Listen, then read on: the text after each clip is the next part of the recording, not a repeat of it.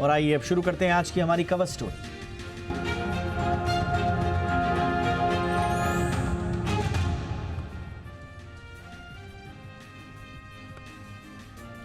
बांग्लादेश में मोहम्मद यूनुस की सरकार के खिलाफ सवाल उठ रहे हैं। वो लगातार सवालों के दायरे भी बढ़ रहे हैं और अब न केवल बांग्लादेश, न केवल भारत, बल्कि अंतर्राष्ट्रीय स्तर पर भी पूरे दुनिया ने बांग्लादेश की चरमराई हुई व्यवस्था का ध्यान खींच लिया है। सबसे अहम सवाल यह है कि शांति के नोबेल पुरस्कार विजेता मोहम्मद यूनुस, जो पहले धार्मिक सहिष्णुता और सांप्रदायिक सौहार्द के पक्षधर होने का दावा करते थे, आज अपने ही देश में अल्पसंख्यक हिंदू समुदाय के खिलाफ हो रही हिंसा और उत्पीड़न को रोकने में नाकाम क्यों हो रहे हैं।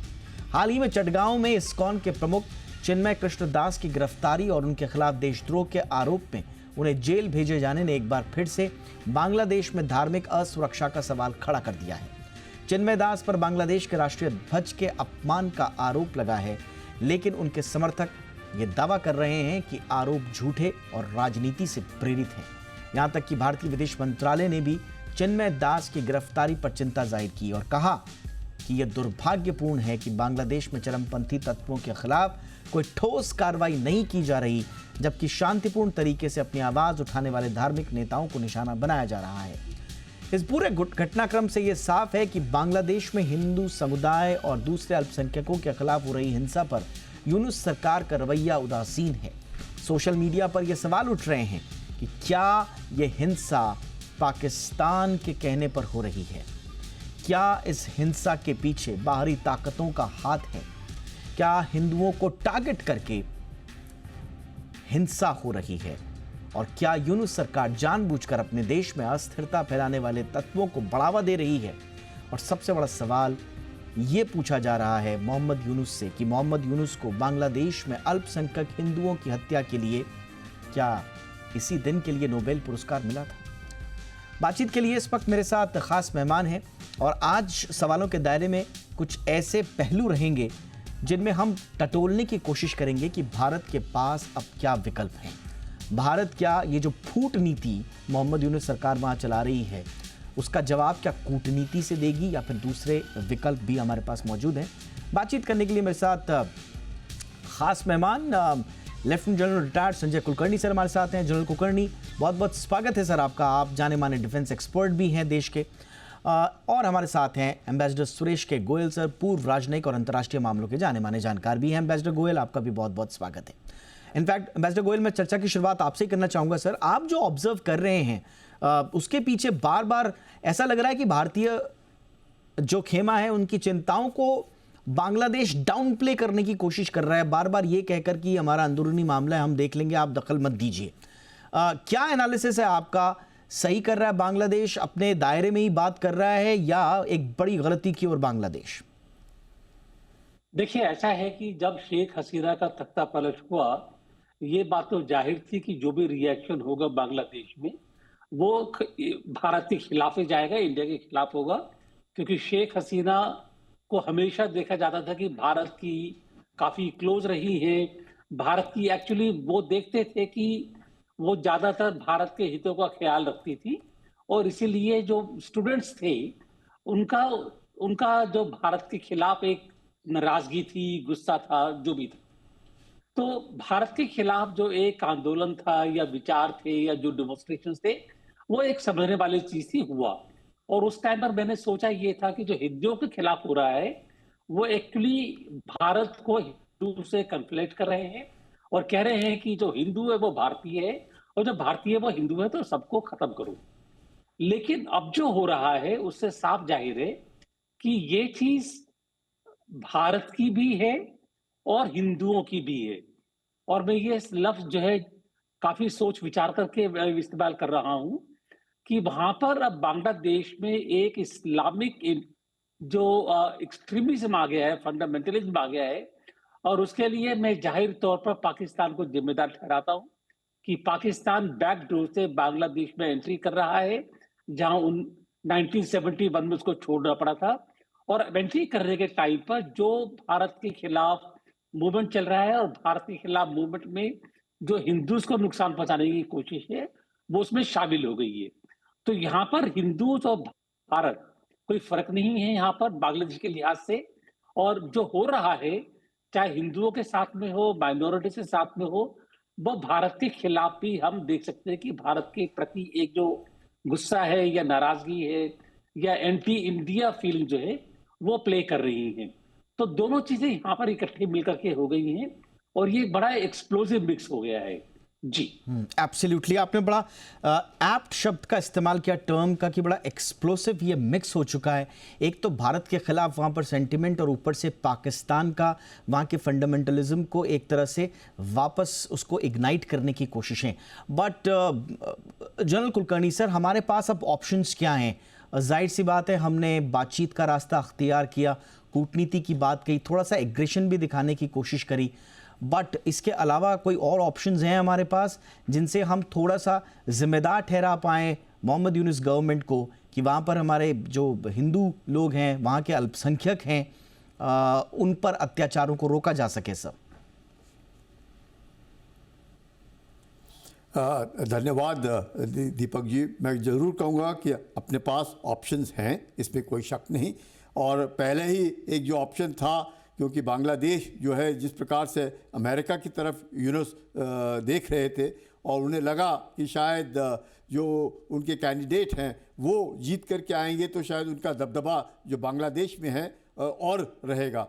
और उसके मद्देनज़र जिस प्रकार से उन्होंने अपने चंद एक साथियों को जो ले गए थे यूएन में, और फिर उन्होंने जब क्लिंटन से उनको मिलवाया तो उसमें जो रेडिकलाइज्ड एलिमेंट था, जो स्टूडेंट्स थे वो भी शामिल थे, जैसे हिज़्ब तहरीर के जो थे वो शामिल थे। तो ये साफ दर्शाता है कि यूनुस जो हैं, चाहे वो एक बहुत अच्छा इमेज अपना दिखाना चाहते हैं, नोबेल लॉरिएट हैं, लेकिन उनका जो झुकाव है वो रेडिकलाइजेशन की तरफ है और उनके ऊपर भी कहीं ना कहीं ऐसा ज़बरदस्त दबाव है।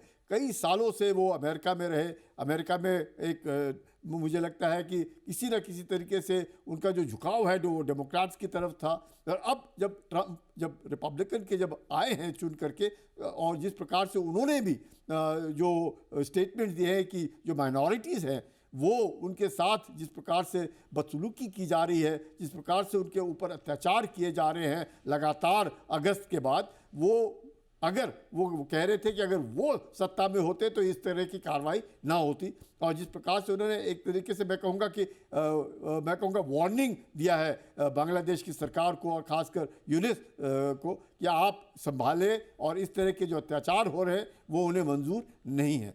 उसको देखते हुए भी कहीं ना कहीं उनको लगता है कि ये 2-1 महीने हैं, जब तक ट्रंप आएंगे तो कुछ ना कुछ करने की कोशिश करेंगे।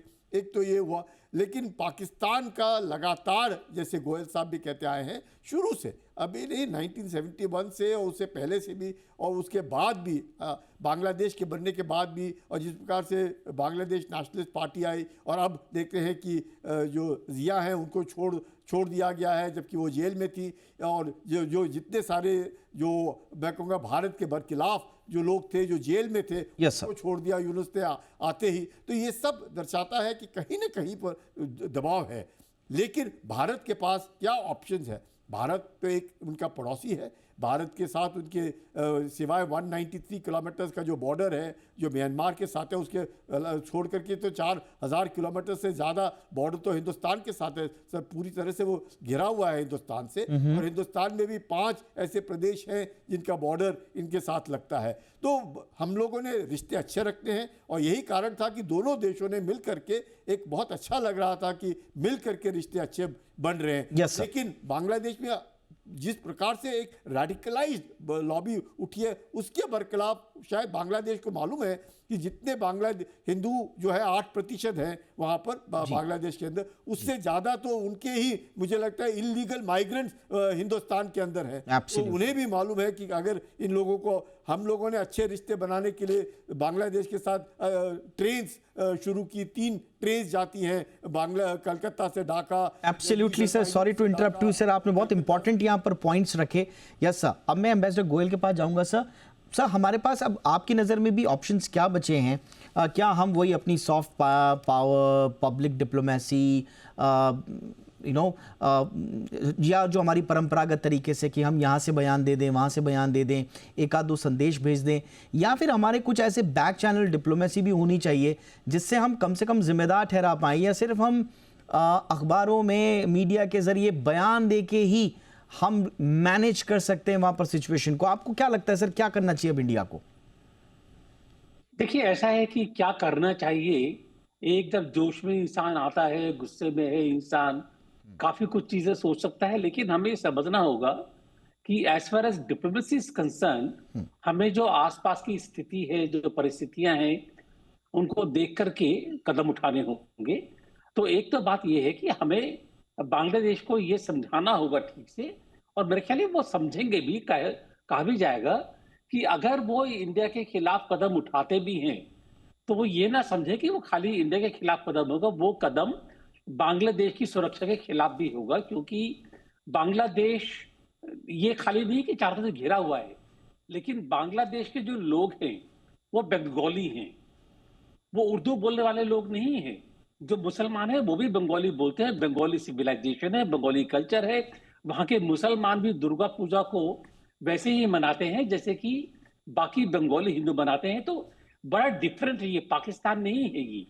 तो अगर कोई इसको पाकिस्तान क्रिएट करने की कोशिश करेगा तो दिक्कत होगी वहां पर ये, और हमें ये समझाना पड़ेगा, बात करनी पड़ेगी कि आप ये देखिए आपकी हिस्ट्री क्या है, आपकी सिविलाइजेशन क्या है। मैं इसलिए कह रहा हूं कि अगर हम ज्यादा प्रेशर डालेंगे या उनको अपनी ताकत दिखाएंगे, वो जानते हैं कि ताकत हमारे पास है जी, लेकिन वो ये भी जानते हैं कि अगर हम ताकत का इस्तेमाल करते हैं, जैसे मालदीव है या नेपाल है, आजकल ये शुरू हो गया है कि वो एक जो दूसरा देश हमारे पड़ोस में चाइना, उसको बीच में लाते हैं और कहते हैं कि हम भी जो है आपके साथ में हैं। तो ये सब जो देखते हुए, यस सर, एक इंटरेस्टिंग चीज सर, मैं कंटिन्यूएशन में एक इंटरेस्टिंग चीज जो वहां पर डेवलपमेंट हुआ है, मैं उसकी तरफ आपका ध्यान आकर्षित करना चाहूंगा। जिस समय हम लोग बातचीत कर रहे हैं उस समय फॉर द फर्स्ट टाइम एक डेलीगेशन जा रहा है जिसमें लीडर्स हैं जमात इस्लामी, इस्लामी छात्र शिविर और दूसरे 4 इस्लामिक पार्टीज हैं, वो चाइना जा रहे हैं सर। जिस समय हम बातचीत कर रहे हैं शायद अभी वो बोर्ड हो गए होंगे जी। ये क्या पकड़ा है सर? मैं वही बता रहा हूं कि आजकल ये बड़ा कॉमन हो गया है कि जहां देखते हैं कि भारत का इंटरेस्ट है, भारत सामने आ रहा है, they begin to play the China card. Nepal का भी वही हाल है, मालदीव का भी वही हाल था, अब थोड़ा चेंज हो गया है ये, श्रीलंका भी वो हाल था। तो हमें ये देखना पड़ेगा कि जो हमारे इंटरेस्ट, ऐसे हम जब ये प्रोजेक्शन करें तो एक उसको थोड़ा सा सोचना पड़ेगा कि ये चीज आगे चल करके इंडिया वर्सेस चाइना ना बन जाएगी। मैं ये बहुत गंभीरता से कह रहा हूं और ये हो रहा है आजकल। लेकिन बांग्लादेश को ये समझना पड़ेगा, और हम ये कोशिश भी चल रही होगी आई एम श्योर, कि देखिए आपकी सुरक्षा, मैं खाली आपकी इकोनॉमी की बात नहीं कर रहे हैं हम, आपकी इकोनॉमी तो जहां जा रही है वो डाउन हिल टोटली साउथवर्ड्स, लेकिन आपकी इकोनॉमी की बजाय आपकी जो सुरक्षा है, आप उसके बारे में सोचिए कि आप कहाँ हैं, कहाँ मौजूद हैं, और आपकी सुरक्षा किसके ऊपर निर्भर करती है। मेरे को भरोसा है कि वो समझेंगे। आखिरी चीज, अगर ये चलता रहा कि वो लोग इस्लामिक फंडामेंटलिज्म को लेकर के या पाकिस्तान का सहारा लेकर के ये इस तरह के दंगे भड़काते रहे, क्योंकि इस्कॉन वहां पर भारतीय नहीं है, इस्कॉन बंगाली है। तो जो बंगाली नेशनलिज्म है, जो बंगाली सिविलाइजेशन है, उसका रिएक्शन होगा कि ये हमारे साथ में क्या हो रहा है, और जब रिएक्शन होगा तो वो उस रिएक्शन संभालने में मोहम्मद यूनुस कामयाब नहीं होंगे और बाइडेन चले गए हैं। आई एम सॉरी टू से, अगर उनको भरोसा बाइडेन का है तो बाइडेन नहीं है वहां पर अब, वहां पर अब यूएसए में कोई और आएंगी। तो भरोसा ना रखें, अपने आप के ऊपर भरोसा रखें, जो आसपास के देश हैं, मुल्क हैं, जो उनका भला चाहते हैं, उनका भरोसा रखें। Absolutely sir. जनरल कुलकर्णी, जैसा हमने बताया कि there is something fishy cooking up there, जैसे हमने बताया कि वहाँ के इस्लामिक लीडर्स जो हैं वो डेलीगेशन, एंड आई थिंक वो ये फर्स्ट इंस्टेंस है, अगर मैं सही हूँ तो किसी को किसी जमात या इस्लामिक पार्टी की तरफ से के डेलीगेशन को एक ऑफिशियल इनविटेशन गया है सीपीसी की तरफ से, और लंबा रहने वाले हैं वो वहाँ पे, 4-5 तारीख को वापस आएंगे, आज जा रहे हैं। ये जो हमारे लिए कोई नया मोर्चा तो नहीं खोल देगा सर? बड़ी मुश्किल से अभी हमने चाइना के साथ अभी मैनेज किया है नेगोशिएशंस, और एक और एंगल इसमें आ रहा है कि साहब पाकिस्तान इसको सपोर्ट कर रहा है, तो हमारे लिए कहीं बांग्लादेश के ये वाला संकट मिलिटरीली चाइना और पाकिस्तान की तरफ से कोई फ्रंट तो नहीं खोल रहा है सर? देखिएगा, चीन का बांग्लादेश पे तकरीबन $25 बिलियन का इन्वेस्टमेंट है। बांग्लादेश जो है, चाहे वो शेख हसीना के नीचे था, जिस प्रकार से टैंक्स हुए, एयरक्राफ्ट हुए, सबमरीन्स हुए, सब कुछ चीन से आ रहा था। चीन ने वहाँ पर टनलिंग में, उनके इंफ्रास्ट्रक्चर में, पोर्ट में, आप देखिए कॉक्स बाज़ार में जिस प्रकार से उन्होंने नेवल पोर्ट बनाया है, जिसका उद्घाटन शेख हसीना ने किया, और जिसमें उन्होंने $1.2 बिलियन का इन्वेस्टमेंट किया है चीन ने। चीन रास्ते बना रहा है, तो चीन का $25 बिलियन का इन्वेस्टमेंट है। भारत का तकरीबन $12 बिलियन का इन्वेस्टमेंट बांग्लादेश में है। बिजली है जो भारत से जाती है बांग्लादेश को, आप सुन रहे हैं किस प्रकार से वो पैसा नहीं दे पा रहे हैं। भारत का बांग्लादेश के साथ तकरीबन $14 बिलियन का है, जिसमें $12 बिलियन का तो हम लोग मतलब जो ट्रेड सरप्लस है वो भारत की तरफ है।